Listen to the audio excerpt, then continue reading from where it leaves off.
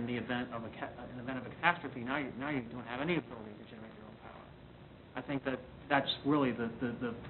But that's not how they use it, though. They're using No, but that's what the intent of having your own internal capacity is. I mean, if you mothball those generators, now you don't have that capacity. You don't have the turbines. You can't do that. I think it's a sound contingency plan. I mean, you pay to have insurance. You pay to have, the ability to continue operations. Most business owners out there have backup generators and reserve power units that come online in the event that they can't get external power. I think that's prudent. It needs to happen. What percent then of the total needs of the community would that generator serve if? The turbines. Yeah. Typically, when we operate in the summertime, we probably provide 1% of the energy required to serve this community. So, if everything went offline, as Councilmember Shute is suggesting, what percent of the community would be served by those generators?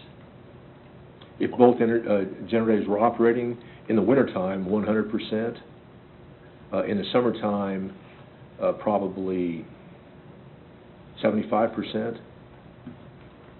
Have they ever been used in that manner? Not to my knowledge. And we've owned them for... We have two connections to the outside world. They're both 161,000 volt transmission lines. They're both owned by Kansas City Power and Light Company. If by chance we lose both of those transmission lines, we don't have any electric in Gardner. There are certain times of the year, and maybe 100% of the year, if we did some load shedding, if we asked some customers to load shed, we could actually operate in an island mode and serve this community when everybody else around us was out of lights. Mm-hmm. And that's a very big advantage. But at what cost? The cost of 3 employees, year in and year out. And the maintenance of the turbines. Plus those employees are used for substations. They don't just work on the turbines. You don't have anyone that's dedicated solely to the turbine? No, we do not. Unlike other communities like Ottawa, our employees they have multi-tasks, monthly responsibilities.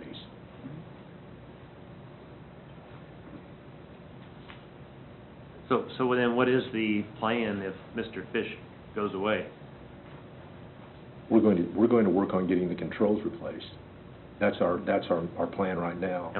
And what does that cost? About $250,000. Is that your capital plan? For next year, yes. Okay. All right. Any other questions about that one or the invoices from KMEA? So on the power purchases, the OPPD, Omaha, was that Omaha Power? Omaha Public Power. Public Power.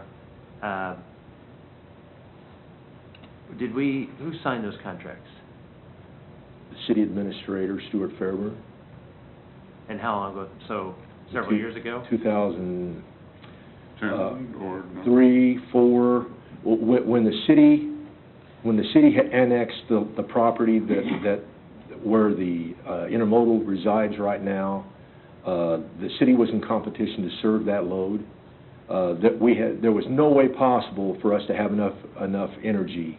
So the city went looking for an additional energy provider, and we signed a long-term contract with Omaha Public Power, and then the intermodal went away, so we had to sit down and renegotiate those contracts, and we were fortunate that OPPD worked with us on that and continued to work with us. So we had that contract through the year 2018, I believe, and we are the only ones that have a contract with OPPD in this area.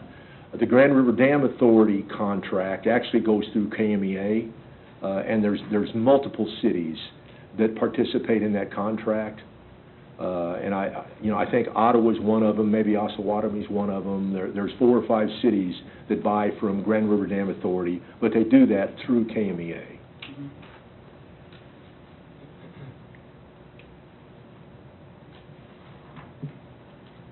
move that we approve the expenditures as described in consent agenda item number 5. Second. A motion, Freeman, second, Shute, that we approve the items in consent agenda item number 5. All those in favor indicate by saying aye. Aye. All those opposed? No. Consent agenda item number 5 passes. Thank you. No? But plenty more opportunity awaits. So,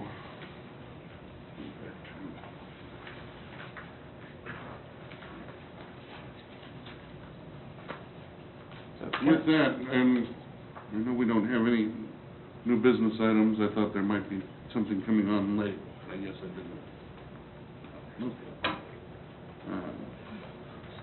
Okay. In which case,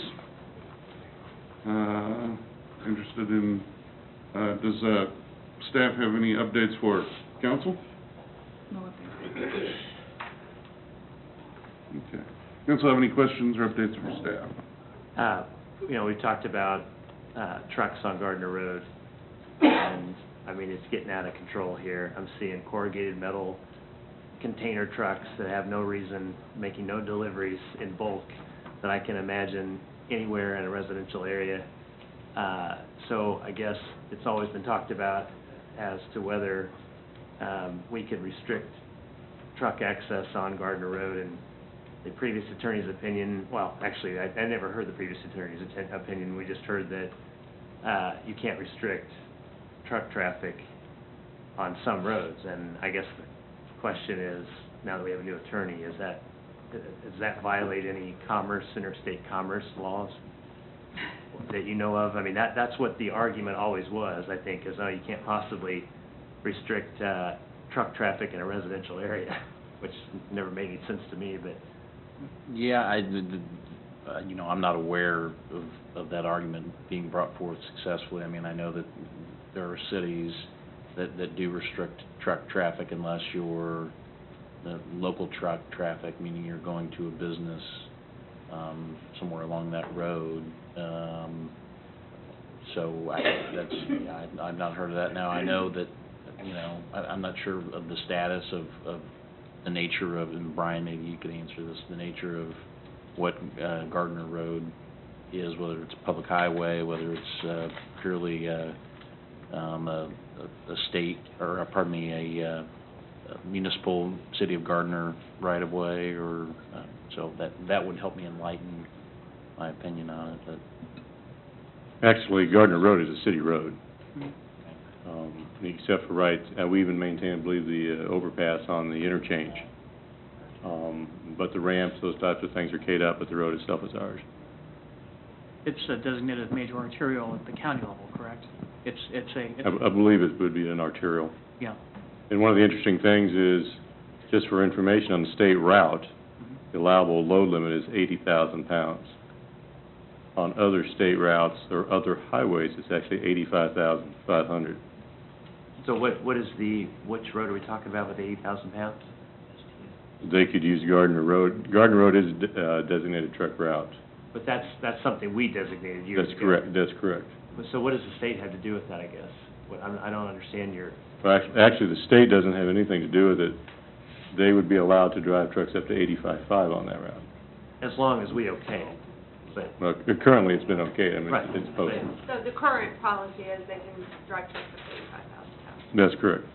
Well, we could limit that if we were to pass ordinance to limit the size of the loads or the number of axles on that road, except for local deliveries. We could do that. Well, we just make it not a truck route. Well, that's correct. I mean, but... I mean, the only time, the way it was before, they could access the road if they had a delivery or a pickup, from a business such as the label manufacturer. Or moving vans or... Yeah, I mean... moving trucks. But to drive container trucks on Gardner Road just doesn't make a lot of sense to me. We did have a problem last Friday when we had the slight glazing on the local streets in I-35. We closed I-35 southbound due to an accident just south of 175th. And when that happened, trucks really had no alternative but to be detoured down US 56. And so 7 o'clock on Friday morning, we had a tremendous number of trucks here, and most of them tried to turn south